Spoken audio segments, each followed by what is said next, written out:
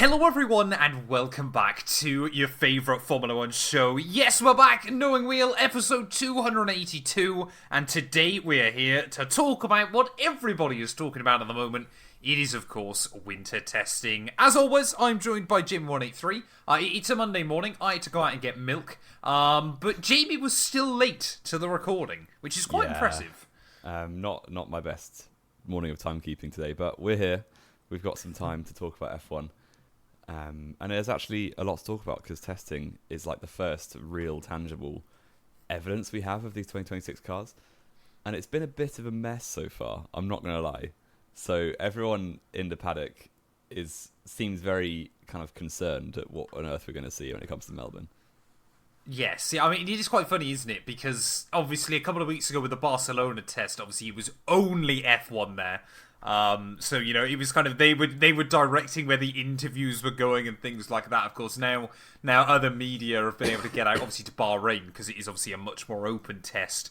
Suddenly, obviously, we're getting a lot more of a real idea as to how, you know, everything's looking. Of course, if there is anyone in Formula 1 management that wants to ship us out for the rest of testing this week, Jamie and I'm sure I can clear some space in my schedule. I don't know about I'm not sure sir. I can. Well, there you go. I'll come out for the rest of pre-season testing. We'll make some cool videos. But yeah, we're kind of now getting the full weight of. It's just like 2014, isn't it? That we're gonna head to Australia and no one really knows what's going on. Which on the one hand is not great for the most technologically advanced sport in the world. Try saying that 5 times over at 8:30 in the morning. But it is I always think it's still quite interesting. I think it will definitely be like unpredictable. And I think that's probably quite a good thing for the sport. So while all the drivers and teams are kind of a bit annoyed and they seem like, what are we doing here? And the drivers especially are like, we can't push because there's so much management going on that like the fast corners are now corners for saving the engine. Or saving the energy for the recharging the pack. Which is a shame because I think that's not in the ethos of the sport to not push. But equally, but you say that 2012 was the best season in our memory probably, and the tyres were so delicate that they could barely push at all. Like only a quali lap was a big push, and the rest of the race. This is the thing, isn't it? People go, "Oh, it's not Formula 1. The drivers aren't pushing." When has there ever been an era where the drivers were actually going flat out all the time? Like for a long time. Hey, sorry? 2017 was pretty good for it. Yeah, but you couldn't overtake. You couldn't follow the car in front. It made a terrible season because the cars were too quick and the drivers were pushing too much that there wasn't enough variation through the race. But even then, they were still having to look after tyres and things like that. It wasn't... You know, it's always, you know, for a very, very long time, of course, it was you had to try and look after the engine. For a long time before that, it was you had to look after the, you know, the cars, you know, the gearbox, the suspension, everything like that. You know, for a long time, you had to look after the turbo. I mean, people go about, it's, you know, the drivers aren't going to lift on a qualifying lap. You were doing that in the 80s with the huge turbos because they melt halfway around a lap. Alain Prost won 4 world championships trying to drive as slowly as possible. Exactly. So. His whole point of success was he drove as slowly as he could to get the job done. That's always what Formula 1 has ended up being. Right? Basically, its entire history in one way or another. You are always managing something. Yeah. And the other thing is these engines, the engine regs are like absolutely brand new. They're completely bespoke. So this is the first voyage for any of these manufacturers into engines like this. So of course they're going to be not to their full efficiency yet, and they're going to be like harvesting on the end of a straight and dropping like down to first gear around turn 1 to get the revs high enough to recharge the battery and stuff like that. But we are in the turbo, which is another hilarious point. Yeah, we're literally in week 1 of these engine regs effectively. These Formula 1 teams are relentless for development. I fully think that by the end of maybe the start of next year, the end of this year, there'll be an awful lot less conversation about how much the drivers are harvesting. It would be fascinating, wouldn't it? I know we've spoken about this before, but imagine if you could you do the whole season, and then imagine if the finale was also out in Australia.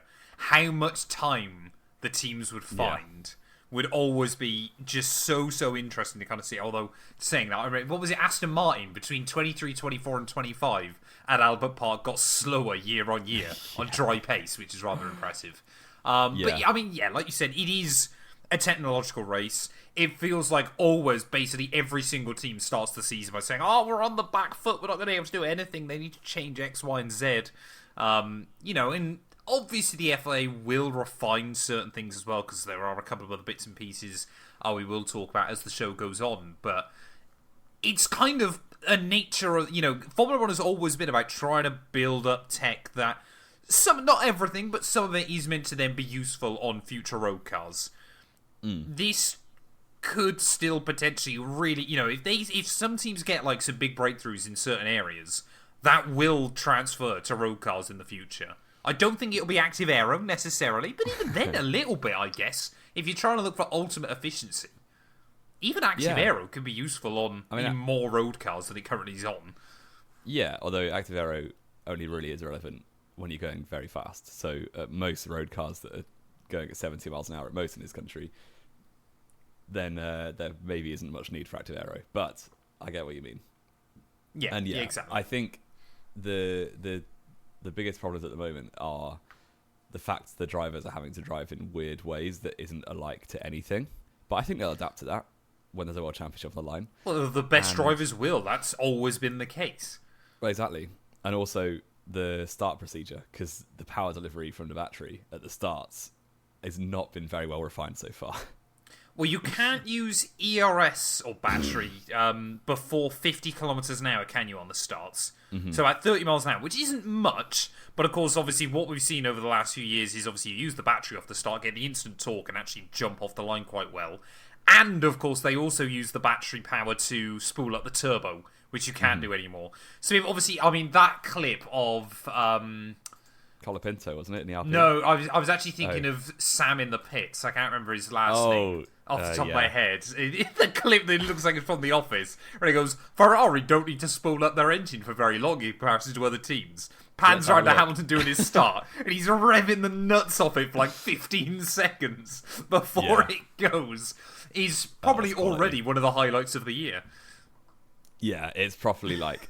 I don't know why the cameraman just stayed on the Ferrari until it was gone.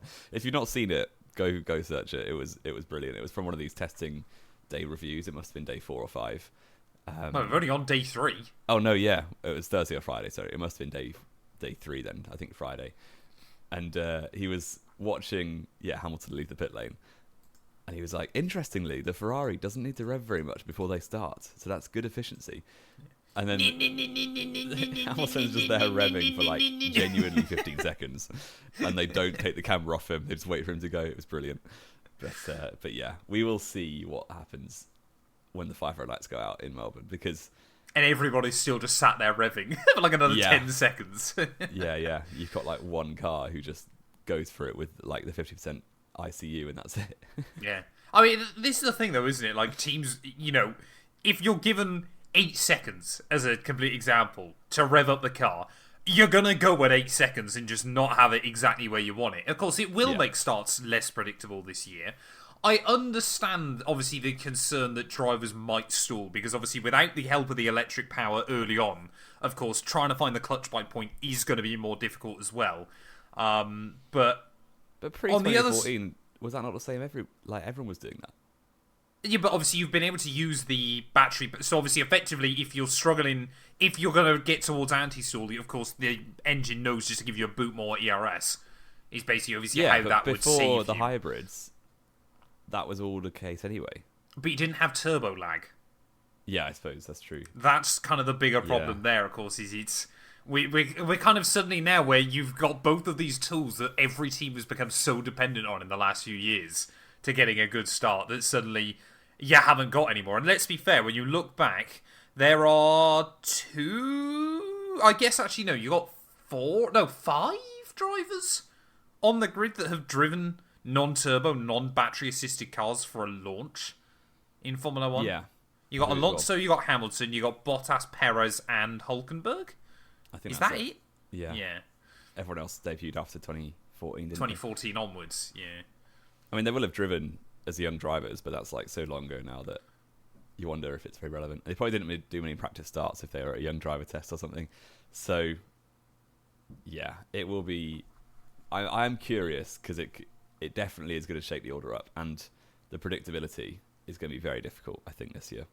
Yeah, and of course, obviously, because things are looking unpredictable, every single driver is already complaining. Most vocably, Max Verstappen. He doesn't like these regs. He doesn't. And to be honest, I don't think many drivers do at the moment. Max is just the one being vocal about it, because you had Max come out and say it's like Formula E on steroids. You had Hamilton say you need a degree to understand the recharge. You had Lando Norris say Max can drive somewhere else, which is in his interest massively. So, well, yeah, yeah, a lot. I think it's Alex Albon was trying to explain it from a more unbiased perspective in terms of just trying to show you the facts, and he was like, "Yeah, you basically are just downshifting like crazy to get the revs high enough to keep the turbo going around slow corners. So stuff like turn 1 at Bahrain for years has been a third gear corner, is now first, and you've got to keep the revs above a certain threshold to keep the turbo spinning. So it just is unnatural for a driver who their whole life basically has been driving a certain way to suddenly drive differently. Fernando Alonso said the chef can drive it around turn 11 at Bahrain, the right-hander, because they're going 50k an hour slower than they should be. 50k slower than the actual mechanical grip of the car would allow. Yeah. So there's a lot of displeasure. But I do think it'll make some entertaining races, because everyone's still trying to work it out. Yeah, exactly. I mean, obviously, we didn't want this episode to be like a complete rundown of... Because obviously everybody knows this team's looking quite good, this team's not looking that great, anything like that. There are definitely a few notable ones to talk about, though, aren't there, Jamie? I mean... absolutely hilarious, isn't it, that we've seen the budget cap and everything else, and, you know, it's meant to completely neutralise the grid. And I guess, obviously, it helps McLaren over the last couple of years. Obviously, you know, it wasn't a factory team winning the championship. It was a customer for really the first time in a very long time that we, you know, a proper, true customer team that obviously won the title. Still looks, though, as we head into 2026, that Mercedes, who are a factory team, Red Bull, who are a factory team, and Ferrari, who are a factory team, all look to be the ones that are trading kind of who's fastest. But of course, as always, we've kind of got this merry-go-round of, no, we're not quick, they're quick, and no, we're not quick, they're actually quick. Yeah. And all this, that, and the other. It went Red Bull, then back... it started as Mercedes, went to Red Bull, went back to Mercedes, and now finally Ferrari have looked good enough for long enough that people are starting to get a little bit of belief. Maybe that's just me. Maybe it could just be you being a Lewis Hamilton fan. But yeah, and if you ask anyone from each of these teams, they will immediately point in the other direction and say, no, they're quickest. George Russell is especially notorious for making lots of claims about the Red Bull Ford engine and how slow Mercedes are in comparison, when I haven't looked at the odds for the world champion, but I'd imagine George Russell is still in the top 2. Probably, maybe still 1. I don't know. I'll have a look quickly. You keep talking. Yeah. So I think I don't read into testing times in the slightest. I think nothing matters until we get to Q3 in Melbourne, because we've been not burned, because it just doesn't really matter. But teams have held their cards for absolutely as long as possible. And for the top teams, the only time you need to push, or the first time you need to push like crazy, is Q3 in Melbourne. So that's what they'll do. Currently, George Russell has 23 to 10 odds, or 23 over 10 odds of being champion. Max has 11 over 4. Lando has 15 over 2, and then Antonelli has 11 over 1. Wow. So I don't really understand betting, so... I think Russell would be favourite then, based on that. Russell for Australia is 5 over 2. Max is 3 over 1. Lando's 6 over 1. Yeah, so they think Russell and Max are about the same. Well, they reckon it's a 50% chance Russell gets a podium, I think, based on that. Yeah, I would back that. Fair enough. 28 to 1 odds of Alonso being driver's champion apparently is currently a popular bet. Maybe a week ago, because one team that definitely nobody is hyping up so far is Aston Martin.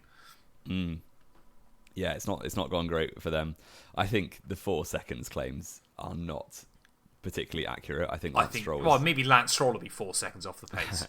I think Stroll was simply saying what the gap was on the timing tower that day. Yes. Rather than necessarily saying we are 4 seconds per lap off the top teams, because that would seem too much to me. You know, they're going to be lapped in like 20 laps. So, around some circuits, which I don't think will happen. I think the Honda engine is not the one, and they really can't rev it high because it's so delicate at the moment. Well, they are getting there with it, weren't they? They were running a more kind of phased program. I mean, it's so odd, isn't it? Because obviously, Aston Martin Honda left basically with their head in their hands Wednesday night, didn't they? There was reports that Alonso had thrown his gloves. Obviously, Stroll then did that interview as well. And then Honda rocked up the next day basically going, oh, we're going to run the engines like 1,500 RPM higher today. And you're there going, have Aston Martin... Because it's one of those big things, isn't it, that we spoke about through the winter, of most of the works teams, you know, all of Ferrari's programs are based in Maranello.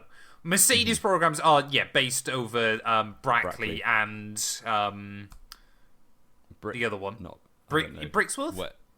Maybe Brixworth? I think. Yeah, I think like so. Obviously, we should probably know this. In 2 facilities not that far away. Well, we'll find out soon when we have to try and do our tour of every facility. But obviously, most teams, even if they're not based on the same campus like Ferrari, are based close enough together. Aston Martin are building the car in the UK. The engine is being built in Japan. That is not that close together. So it almost kind of came across like Aston Martin and Honda had never actually spoke about what the run plans were going to be, and the Honda kind of were like, oh no, we're turning the engines up as the week goes on. Obviously, they're trying to make sure that they don't blow an engine up, because I just don't think they've got enough spares at the moment. But it definitely seemed like they kind of made a bit of a better turn, but are still nowhere near where they need to be. Yeah, and I don't think this is going to be the Renaissance Alonso era that everyone thought it was going to be. I love the fact Honda are probably going to screw him over again. Well, it's kind of unfortunate for Alonso that he was victim of this in 2015 when they did it last time. And, 11 years on, it felt like Alonso was in the swan song of his career then. And it's 11 years on, and he's back in the same boat of struggling with a Honda engine. I'm waiting for the claims that they've got the best aerodynamics and chassis on the grid. I mean, to be fair, with Adrian Newey behind him, it might be true. I'd be a bit surprised because Newey only started on it fairly late. Yeah, but he's a wizard. He is. But yes, you did see the picture of him like on his knees, literally like looking like he's praying for something. Yeah, I think that's always a good sign. Praying for some power. I mean, so yeah, like we said, obviously, Mercedes, Red Bull, Ferrari, they're all kind of. I think at the McLaren moment are in that mix as well, to be honest. Oh well, I was going to say McLaren don't seem to be right there, but it might well be that they end up kind of being fourth best at the moment, isn't it? It's kind of what it's looking like, where they might be able to fight with them on good weekends. It might end up. I'm trying to think of like a team. I guess like Force India a few years ago, where for a couple of seasons they were kind of just a bit better than everybody else, quite reliably, but again slightly off Mercedes, Red Bull, Ferrari. For example, I guess a bit like a Lotus in 2012, isn't it? Yeah, well, that was a bit more unpredictable.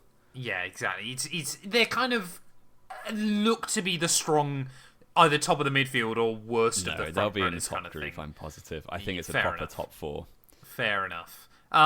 Cadillac and Audi, of course, obviously, Audi are a completely new team. They've had a few teething issues so far, but both seem to have got steady running going through, which Audi is probably have got some quite a nice good side thing. pods. They've gone for Audi have got some very interesting side pods. Yeah.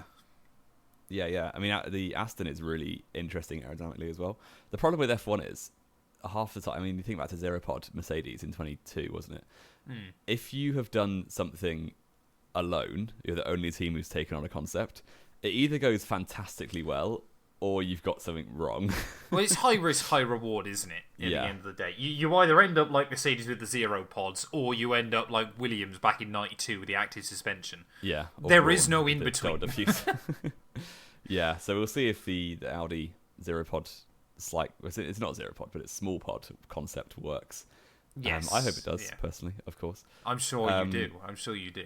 Yeah, I think I read I think it was Ted Kravitz did a little POV like tier list of where he thinks everyone are at the moment, and the midfield was just so difficult to kind of predict. I think Cadillac and Aston and Williams were like towards the tail end of it, and then potentially your Alpine, Audi, who else is in there?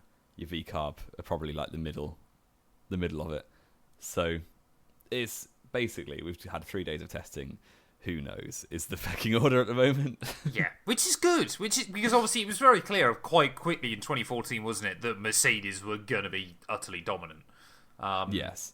Despite the fact they still had their engines tuned down and stuff. Again, like we said there, Cadillac, obviously, again, they're not trying to hype this up, understandably. They seem to be not doing a horrendous job, but I think, they're still trying to make sure they kind of keep their... that keeps kind of stay low on the radar. Williams seemed... it's always kind of the case with Williams, isn't it? They kind of... feels like for the last few years, after the 2014 regs, wasn't it really? Because obviously they were carried by Mercedes engines, helped by the fact that obviously, I still am a firm believer in the theory, of course. It was slightly helped by the fact Susie Wolff was their development driver, and of course, married to the man that builds your engines is probably, I'm sure it comes with its perks from time to time. But basically every new reg since then, they kind of dip, don't they? And obviously, 2017 through 2020, they just kept dipping lower and lower. But then 2022, they kind of had a bit of a bounce in 2023, and then obviously 2025 was a really good crescendo for the ground effect era for Williams. But they do seem to, again, taken a bit of a step backwards at the moment.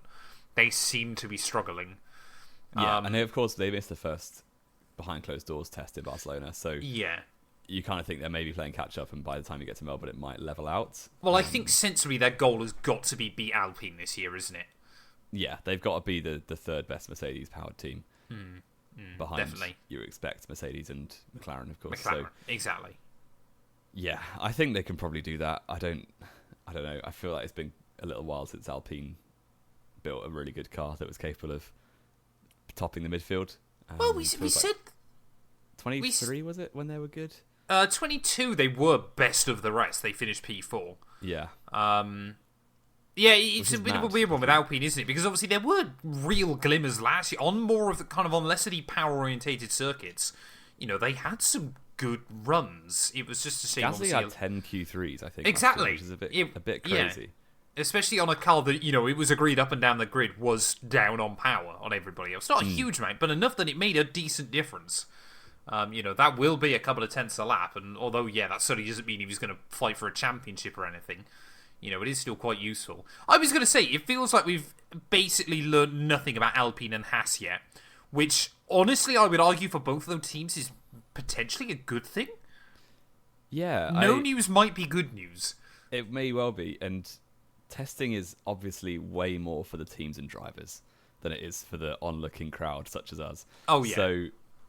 So the fact that there isn't much noise coming probably just means they're doing quite a good job. And obviously the reliability is one of the things you can spot quite easily from testing.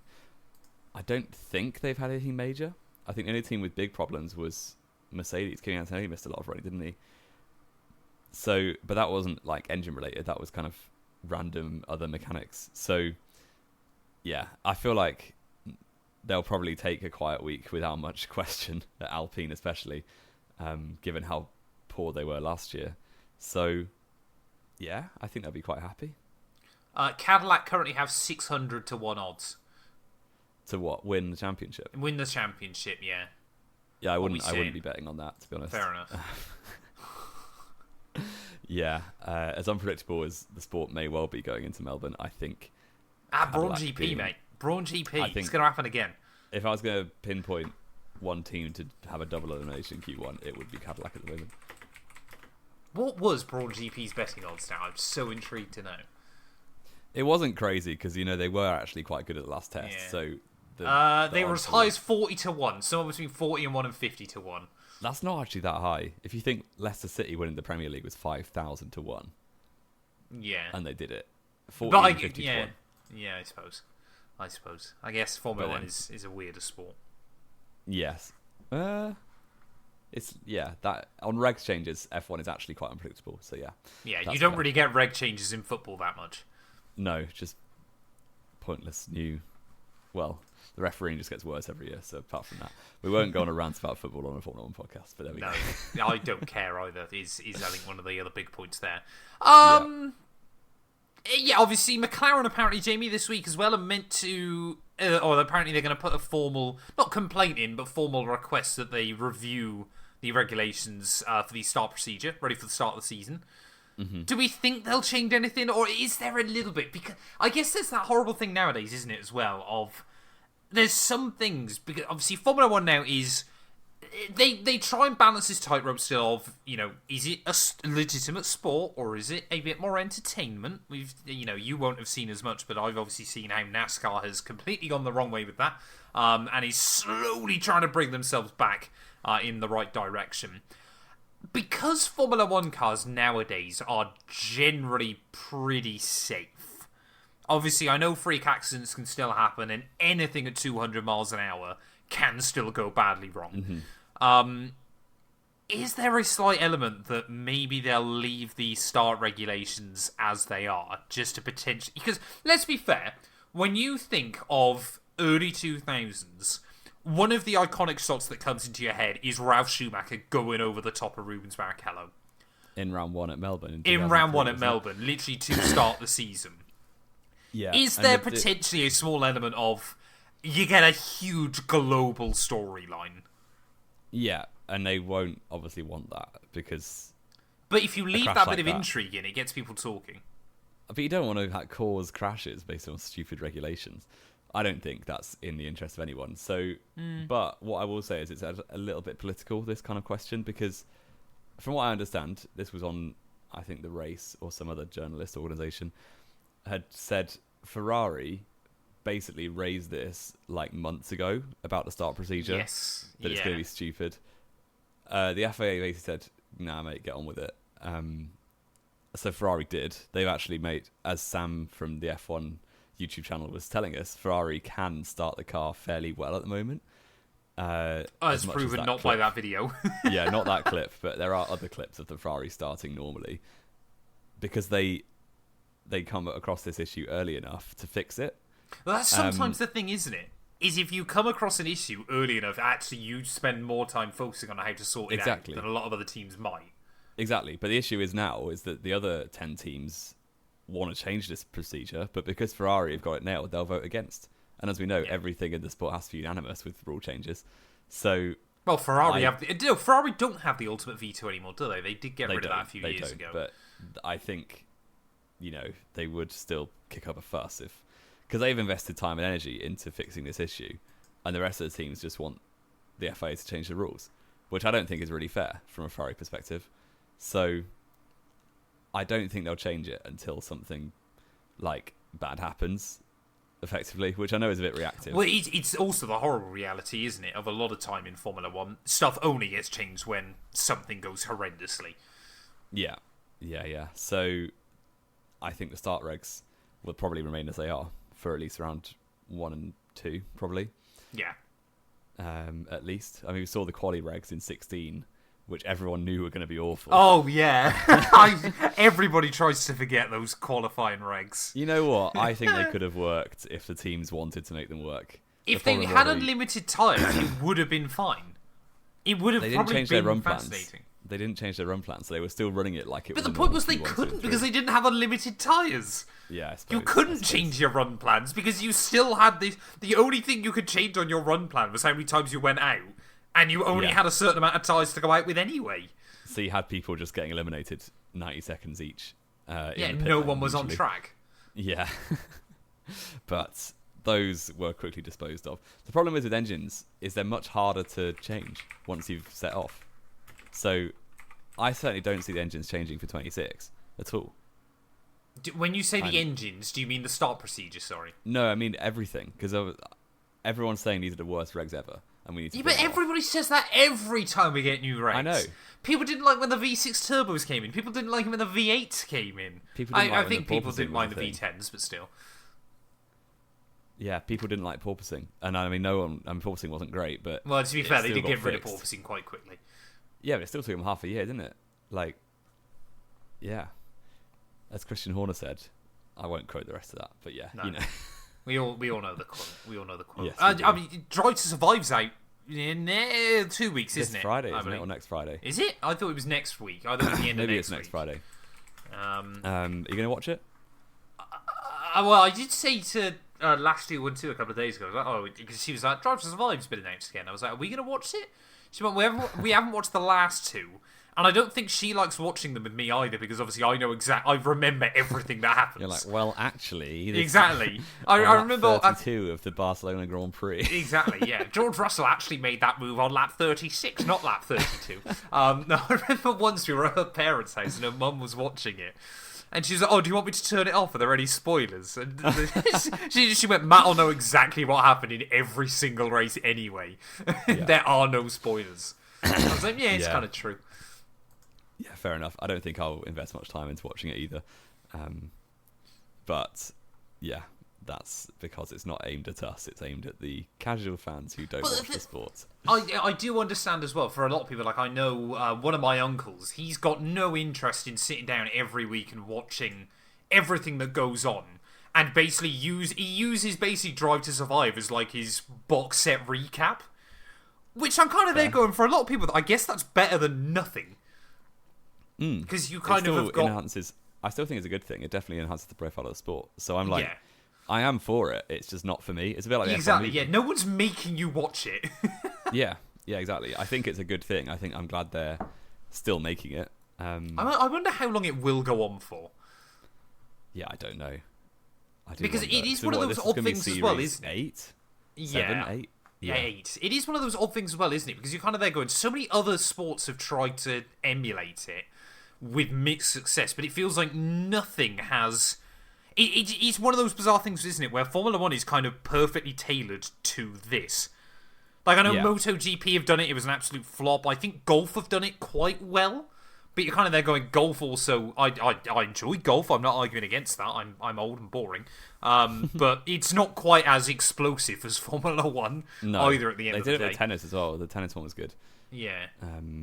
But yeah, I think the thing is, F1 you don't see much. If you're only watching the races, you don't get much driver personality, and I think Drive to Survive is really good at that, at showing us the drivers closer. Well, that was the big thing, wasn't it? Yeah, exactly.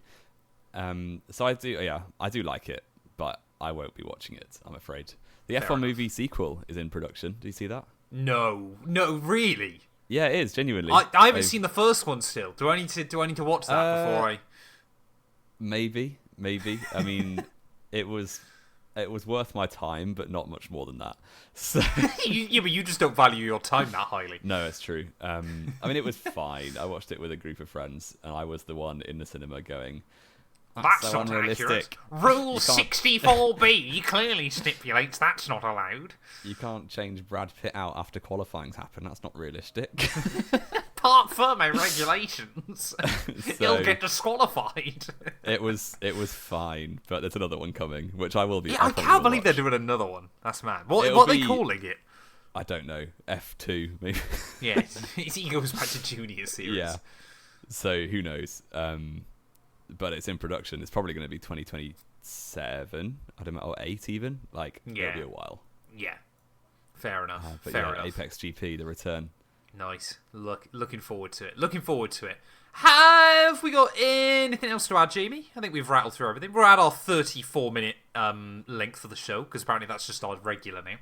34 minutes. There's another week of testing this week, isn't there? There is. Yep. Are we gonna? Should we do a show on Friday after testing? I don't know when testing finishes. What happens. I might be busy Friday after. I don't know when. 18th. Oh, so it is Wednesday to Friday again. So we've got no testing today. See if anything major happens. We can exactly. We can play it by ear. Exactly. Wonderful. Thank you all, as always, so much for listening then. If you have enjoyed, please do make sure to leave a like. Get yourselves subscribed. And Jamie and I will return then, I guess, maybe Friday, maybe next week. We haven't got that long now before Howard Park. And we've still got a few key episodes that we need to make. Predictions will be coming very, very soon. And will be very chaotic, I'm sure. They're going to be awful.